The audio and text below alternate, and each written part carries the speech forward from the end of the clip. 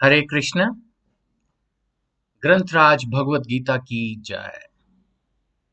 भगवत गीता यथारूप पहला अध्याय 28वां श्लोक। अर्जुन उवाच दृष्ट्वा इमं स्वजनं कृष्ण युयुत्सं समुपस्थितं सीदन्तिमं गात्राणि मुखं च परिशुष्यति। हिंदी में इसका अर्थ श्री प्रभुपाद जी ने जो बुक लिखी है उसके अनुसार अर्जुन ने कहा, हे कृष्ण, इस प्रकार युद्ध की इच्छा रखने वाले अपने मित्रों तथा संबंधियों को अपने समक्ष उपस्थित देखकर मेरे शरीर के अंग कांप रहे हैं और मेरा मुंह सूखा जा रहा है। ये रिएक्शन था। सबको पता है अर्जुन जी का क्या रिएक्शन था जब वो in the middle of the army पहुंचे और उन्होंने गुरु द्रोण, भीष्म पितामह और अन्य संबंधियों मित्रों को युद्ध में देखा। हम पिछले श्लोक में भी ये चर्चा कर चुके हैं कि एक महान भक्त के लक्षण अर्जुन में थे। महान भक्त थे तो लक्षण तो ऑटोमेटिक ही होंगे कि वो करुणा से अभिभूत हो गए थे। अब आप ये देखिए, जो मैंने पिछले श्लोक में चर्चा की, थोड़ा रिपीटिशन सही होगा। हमें अगर कोई भी जरा सा कुछ बुरा कह दे तो हम कितने बुरे बुरे शब्दों का इस्तेमाल कई बार उसके मुख पर और पीछे तो बस झड़ी लगा देते हैं। और यहाँ अर्जुन अपने उन सब दुश्मनों को जो उसको मारने आए हैं उनके लिए शब्द यूज कर रहा है, स्वजन। ये देखिए संस्कृत में ऊपर दृष्ट वेवम स्वजनम कृष्ण, स्वजनम संबंधियों को स्वजन वो अपना मान रहा है। वहीं अगर आपने ध्यान दिया हो भगवत गीता के पहले श्लोक में धृतराष्ट्र बोल रहा था पांडु के पुत्र और मेरे मेरे पुत्रों ने क्या किया, वो सिर्फ अपने पुत्रों को अपना मान रहा है। जबकि अर्जुन अपने दुश्मन के लिए भी शब्द क्या यूज कर रहा है, स्वजनम, स्वजन, मेरे अपने। हिंदी में भी यही है, युद्ध की इच्छा रखने वाले अपने मित्र और संबंधियों को अपनी उपस्थित देखकर मेरे शरीर के अंग, वो उनको कोई फर्क नहीं पड़ रहा, वो उसको मारने के लिए आए हैं। लेकिन और अच्छा, मार यही सकता है, Arjun was definitely more powerful than them. Krishna भी उसके साथ है। तो ऐसा नहीं कि वो डर के मारे कांप रहा है कि मैं हार जाऊंगा, मैं मर जाऊंगा। वो पहले भी इनको एक युद्ध में हरा चुका है, आप सब जानते ही हैं। तो लेकिन अभी उसको ये लग रहा है कि वो तो मुझे इनको मारना पड़ेगा, और वो ऐसा नहीं करना चाहता और उनको वो अपना मान रहा है, स्वजन, अपने से कनेक्ट करके देख रहा है। संबंधी, संबंधी का क्या मतलब होता है, जिससे हम कनेक्टेड फील करते हैं। ये है एक महान भक्त अर्जुन, जो उनको भी अपना मान रहा है। हमें, हम इतने महान, कोई भी बोलेगा सर हम नहीं बन सकते इतने महान, आप जो मर्जी बोलते रहिए, ये तो सिर्फ लेक्चर है। बस वही इतना ही मैं कह सकता हूँ, ये मेरे लिए लेक्चर है और सबके लिए है कि हम इतने महान ना सही, थोड़े तो बन पाए, थोड़ा तो माफ कर पाए किसी को। अगर कोई हमें, हमारी गाड़ी को टच करके भाग जाए तो सह लें, छोटा मोटा कोई नुकसान हो जाए उसको ही सह लें। हम हर वक्त हर किसी को अपनी ताकत दिखाने में क्यों लगे रहते हैं? तू जानता नहीं है मेरे को, मैं कौन हूं। What is this tendency? मुंह से नहीं बोलते हैं तो अंदर से फील करते हैं। इस टेंडेंसी के साथ भक्ति नहीं हो सकती है, ऐसा मैं सोचता हूँ। विनम्र बनना होगा वास्तव में, माफ करना सीखना होगा, सहनशीलता लानी होगी। चलिए अगले श्लोक को देखते हैं। पहला अध्याय श्लोक संख्या 29। वेपतु च शरीरे मे रोमहर्षच जायते गांडीवं संसते हस्तात् त्वक्च परिदह्यते।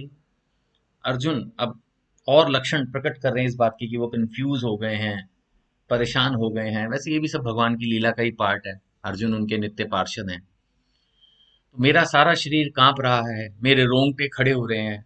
उनका जो फेमस गांडीव धनुष था वो उनके हाथ से सरक रहा है, वैसे गिरा नहीं है, तो सरक रहा है, और मेरी त्वचा जल रही है। तो ये सारे लक्षण अलग अलग प्रकट हो रहे हैं। रोंगटे खड़े होना पहला, गांडीव धनुष जो है वो, नहीं नहीं नॉट पहला, शरीर कांप रहा है, ये यहाँ पर इस श्लोक का पहला। वैसे मेरे ख्याल से पिछले श्लोक में भी कुछ लक्षण प्रकट होने शुरू हो गए थे।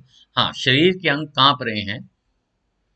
दूसरा, मेरा मुंह सूखा जा रहा है। दो, तीन, जैसे डॉक्टर को अपनी प्रॉब्लम बताते हैं ना, हाँ ये भी एक अच्छा पॉइंट है कि हम जैसे डॉक्टर को अपनी प्रॉब्लम बताते हैं, ऐसे ही अर्जुन अपने डॉक्टर यानी श्री कृष्ण को अपनी प्रॉब्लम बता रहे हैं। कई बार होता है कि हम अपने डॉक्टर को अपनी प्रॉब्लम ही नहीं बताते, तो सोल्यूशन कहाँ से मिलेगा? तो उन्होंने अपने सारे लक्षण बताए डॉक्टर को, है ना।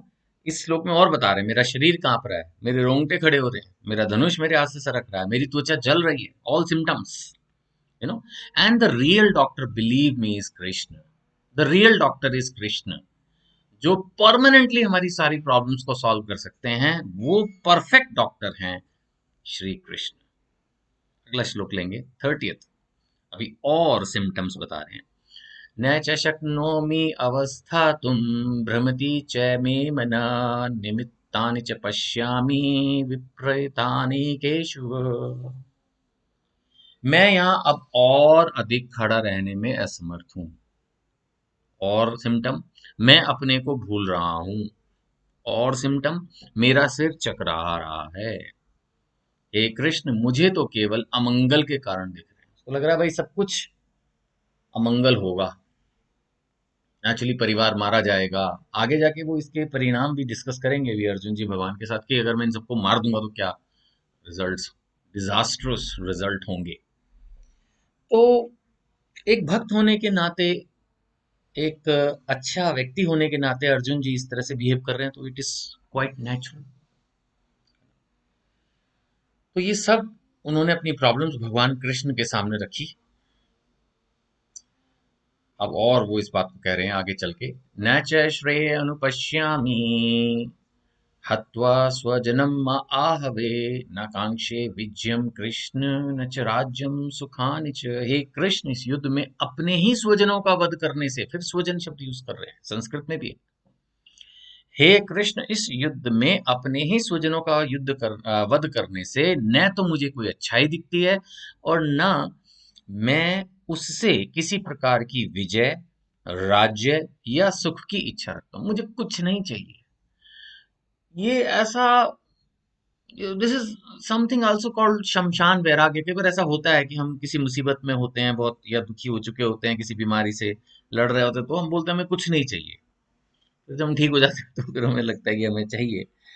तो ये थोड़ा नॉर्मल भी है इस तरह का बिहेवियर, लेकिन फिलहाल अर्जुन पूरी तरह से भगवान की लीला में उनका साथ दे रहे हैं ताकि फिर वो भगवत गीता उनको सुनाए। तो एक आम आदमी जब परेशान होता है तो किस तरह से बिहेव करता है, यहाँ पर दिखाया जा रहा है।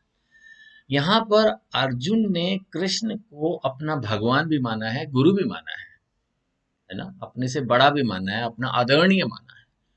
बहुत सारे लोग डिप्रेशन का भी शिकार होते हैं, बहुत सारे लोगों को बहुत तरह की प्रॉब्लम्स हैं, और पता नहीं मुझे ऐसा लगता है, this again my personal opinion, मैं कोई डॉक्टर नहीं हूँ, कि वो लोग ज्यादा परेशान हैं जो अपनी समस्या किसी के साथ शेयर नहीं करते, जो किसी को अपना मित्र नहीं मानते।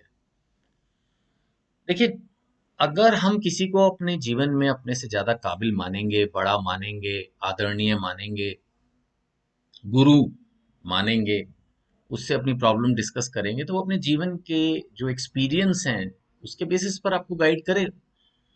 बट हमें पहले उतना सबमिसिव होना पड़ेगा ना। अगर हम समझते हैं कि हम ही सबसे ज्यादा पावरफुल और काबिल हैं, तो फिर नहीं हो पाएगा। अर्जुन, मैंने आपको बोला पहले, वन ऑफ दी या द मोस्ट पावरफुल वॉरियर होने के बावजूद कृष्ण के आगे समर्पित है, तब तो कृष्ण ने उनको ज्ञान दिया ना। ज्ञान देने वाला भी देखता है कि सामने वाले ने सुनना है या बस ऐसे ही। तो ये चीज है। तो अपने मन की सारी बात, बेशक यहाँ पर ऐसा लग रहा है जैसे कि भगवत गीता जो पहली बार अगर सुन रहे हो या पढ़ रहे हो, उनको तो ऐसा लगेगा कि अरे हमने तो सुना था कि कृष्ण लेक्चर करते हैं भगवत गीता में, यहाँ तो अर्जुन जी लेक्चर कर रहे हैं। नहीं, वो कह रहे हैं ना, स्वजनों का वध करने में कोई अच्छाई नहीं दिखती है, उनकी विजय, किसी प्रकार की विजय, राज्य सुख की मैं इच्छा नहीं रखता। और अब आगे चल के और बड़ा लेक्चर देंगे। अभी तो पहले पूरा पहला चैप्टर में अर्जुन जी लेक्चर देंगे, बताएंगे बकायदा कि इस युद्ध के परिणाम क्या क्या होंगे एंड ऑल दैट। तो ये होता है जब हम, अब क्योंकि अर्जुन जी अज्ञान का फिलहाल रोल प्ले कर रहे हैं, तो एक अज्ञानी व्यक्ति ऐसे ही होता है जो भगवान को भी शिक्षा देने की कोशिश करता है। अब देखेंगे भी आगे चल के श्लोकों में, जैसे मैं बार बार बोल रहा हूँ। तो ये हमारी भी स्थिति है कि हम अपने से बड़ों से बजाय शिक्षा लेने के उनके समक्ष जब बैठते हैं तो उनको शिक्षा देने की कोशिश करते हैं। ऐसा ही है हमारा नेचर, मेरा नेचर ऐसा ही बन गया है। तो हमें ये समझना पड़ेगा, भगवत गीता अगर हम पढ़ रहे हैं, सुन रहे हैं, समझने की कोशिश कर रहे हैं, तो हमें समझना होगा कि हम अपनी इस टेंडेंसी को बदलें। हरे कृष्ण।